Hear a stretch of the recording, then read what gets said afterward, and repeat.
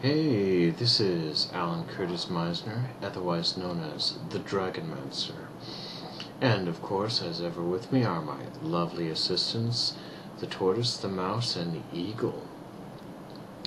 Now, basically, one thing that has been on my mind is there's the story of evolution, which there are some scientists who believe it might not be appropriate for children in the case of evolution. And then there's also the subject of creationism. That is one thing that I find that is unique about our nation is that basically among the vast majority of Americans, the main reason why so many move, I think, at least one of them anyways. For the most part, there's a wide variety of reasons. But when it comes to evolution, that's kind of an interesting subject to touch upon. Mostly because of the fact that it is a very controversial one, and that can actually spark debates across the nation. There is, for instance, those on one hand side who believe in Darwin's theory of evolution. The notion that perhaps at one point mankind started out as an ape, and that all life forms started out by some chance or accident. And then there are some who believe that God created the earth. Now, I, of course, happen to be one of those who believe that God created the earth. Now, I always have to look at it this way,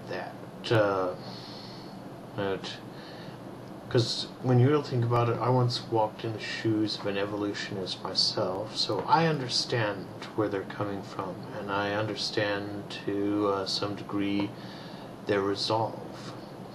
Because like I said, I used to be an evolutionist too, in my thinking. And, but yet, in my case, is one thing that never occurred to me is that many evolutionists don't believe that God exists. In my case, I always have. So I had but basically it's like I said, and personally I do believe that we were not here by accident, that there is actually a design and purpose behind what all of us are here, both collectively and individually. And ultimately, once you discover who you are, once you reach that point where you can say, I know who I am, it doesn't really matter what anyone else thinks or believes. In a lot of ways, the fact is that there will always be those who may or may not believe one way or another. You cannot force them to believe. You cannot force the other side to believe the other's point of view, unless you can learn to show respect for the other's viewpoint.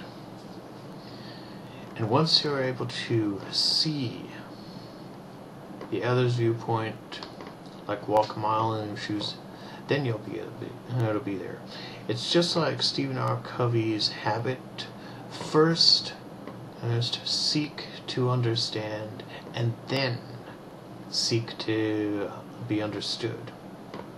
Like I said, in my case, I used to believe wholeheartedly in in Darwin's theory of evolution. So I have been able to walk that mile in shoes. I understand where they're coming from, and I also understand where I am coming from in that area. And that's and so when you really think about it as it is pointless to try to argue with someone. It's kind of like Samuel Clemens, otherwise more widely known as Mark Twain, once pointed out.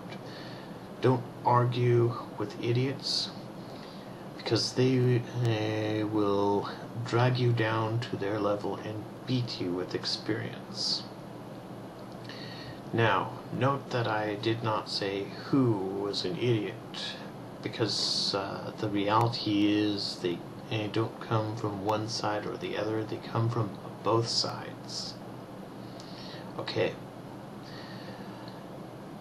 And so, that's my story. I hope that I'm able to give you something to think about.